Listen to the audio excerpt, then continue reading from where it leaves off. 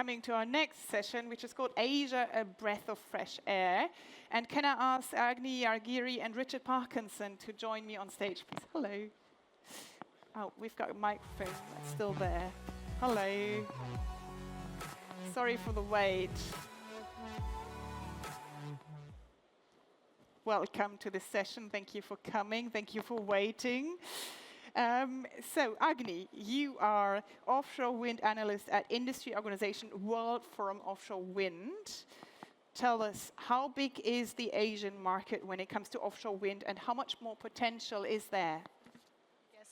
First of all, thank you so much for inviting WFO.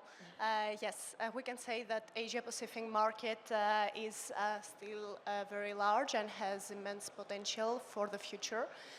The truth is that in our latest report, the WFO annual report, we saw that the global offshore wind capacity installed right now has reached 67 gigawatts, and almost the half of it is allocated to China, which is the leader, but it's also a closed market.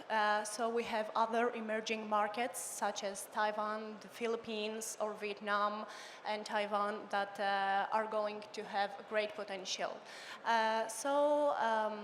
From our latest knowledge and from our knowledge partner, Westwood, we saw that the installed capacity right now in Japan is 0.3 gigawatts, and in Taiwan is 1.5 gigawatts. So, of course, Asia is like a broad term. We have different countries in North and South and Southern and Oceania, but I will stay focused in Taiwan and Japan because our local representatives are there. Right. Do you want to tell us a bit more details about these markets? How are they working? What's different compared to Europe, for example? Yeah, of course. First of all, for Taiwan, we have to say that their target for 2035 is 15 gigawatts, and it's going to achieve in two different stages. The first one is going to award 1.5 gigawatts every year until 2031, and the rest of them are going to be awarded until 2035. And right now, the last round of auctions 3.1 has awarded 2.3 gigawatts for 5 winners, and we have to say right now that there are 4 fixed bottom projects that are fully commissioned. It's Formosa 1 and 2 and Shanghua 1 and 2. So on the other hand, Japan has already successfully conducted auctions 1 and 2, and the winners for these were international players like RWE and Iberdrola, and the third auction is going to be awarded until this year, until 2024. So yes, for Japan, we have to say that it is a country that has floating wind history, but there is a kind of a pause right now. But as we saw in our latest Asia-Pacific summit, we saw that is a great interest for this market. But as you told me about the Europe's similarities or differences, like in regulation framework.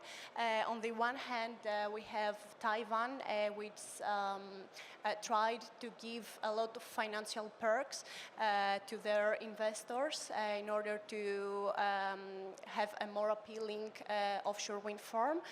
For example, they used feed-in tariffs, but right now we have to keep in mind that feed-in tariffs are good for and financially attractive for the short term, but they have to be sustainable in the long term.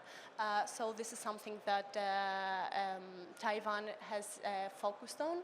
And from the other hand, Japan has performed a regulatory framework that still focused very much on the collaboration between international and local authorities, but they do really want to stay focused on their local development. But we have to keep in mind that in Japan we have the fisheries, which is the stakeholder management, and it poses some challenges. Do you think that Europe could learn something from Asia, from the different Asian markets, how they're going about this? Yes, of course, for sure. The biggest learning from our side is that regulatory clarity, it's the biggest lesson. Both of the countries have tried to form clear regulations. In detail, Taiwan, as I said, stay focused on feed-in tariffs and subsidy mechanisms, but in round 3, in the last auction, they are not going to use feed-in tariffs, and that is why they try to encourage developers to own their own CPPAs with own corporate clients. And from the other hand, Japan stay focused very much and studied carefully the environmental impacts, the stakeholder management. So their main drivers are to try to collaborate with local communities, try to minimize all the impacts that the environment can have in this region. So, of course, we strongly believe that other countries have to learn a lot from those two countries. Well, great. Thank you so much, Agni, Thanks, Argyri, Lisa. for this overview. We're now going to zoom in on some projects with you, Richard Parkinson. You are the CEO of UK-based Inyanga Marine Energy Group, and you have projects in the Philippines and are assessing 3 sites in Indonesia. Tell us more. Yes, certainly. I don't know if everyone can hear me all right. Morning everyone, and thank you for inviting me.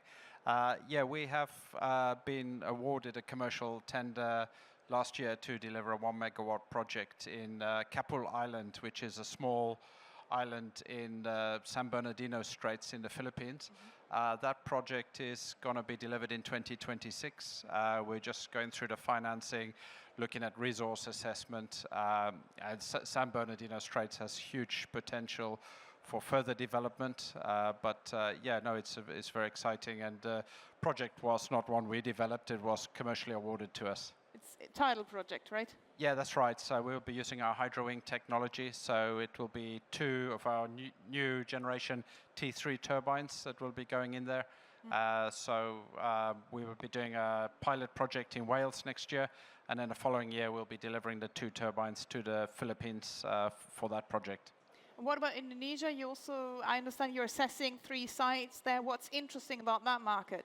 So we have an MOU with Indonesia Power, which is a subsidiary of PLN, which owns the grid network.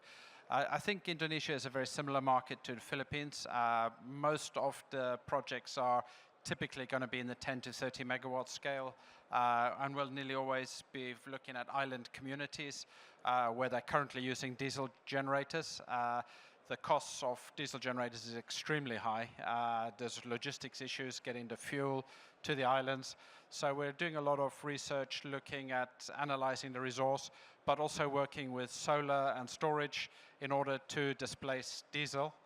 One of the issues they have there is the intermittency with solar and wind is a problem for them. It doesn't really work on island communities, whereas tidal, because we have very small intermittency issues, we can actually displace 95% of diesel consumption on the islands. So you've got experience in Asia. You're also active in Europe with projects in the French market of Wales. From your point of view as a developer, how different are these markets? So what are the main differences? The main differences is in Asia, we are looking at community scale projects, typically around 10 megawatts. The main difference there as well is that we generally don't need a CFD. We're already competitive versus the diesel generation. In fact, we're considerably cheaper, and that will get cheaper as we scale up. The projects are about the right size. In Europe, we have to have a power purchase agreement, a CFD, which in the UK is a competitive process. So we were very successful on AR5. We got 10 megawatts. And then you may have seen recently we've been awarded a further 5 megawatts as a contract with Verdant Power, who was also successful on AR5. And then the AR6 round, the next one is going to be in August. So we have to wait for the outcome of those. Looking at the French market as well, there's currently no set system for a feed-in tariff, so it's very difficult to get investor confidence in developing a project. But the UK hopefully is going to lead the way, show how it should be done. And we're very confident that particularly the infrastructure we have at Morlice, where the grid is there, the consenting is there, and these are what we need in order to apply for a CFD. We need to get all that in place. In Asia, on the other hand, we're having to start from scratch. There's very little data about the resource. The grid is there because we are basically displacing diesel generators, so we're going into an existing grid with existing suppliers. However, the infrastructure can be quite challenging, particularly in Indonesia. Sometimes it's 800 nautical miles to the nearest port. At Morlice, we're 2.5 miles from Holyhead Port. So this creates interesting challenges, should we say. So how do you see the future? Do you think there will be a European market, an Asian market? Will they be complementary, or is there one big direction where we're going? Yeah, no, I think they're very much complementary. I see the Asian market as a bit easier from a commercial point of view, in that there's an existing demand. We're already competitive. We're already solving the problem that they have, which is expensive generation, not as well as climate change. In Europe, we're really having to establish ourselves. And I think Morlice is a great first step to really prove that tidal can be part of the energy mix going forward, and that we can get the political support that we need to develop more projects. Well, thank you so much, Richard Parkinson. Thank you, Agni, for taking part, and thank you for listening.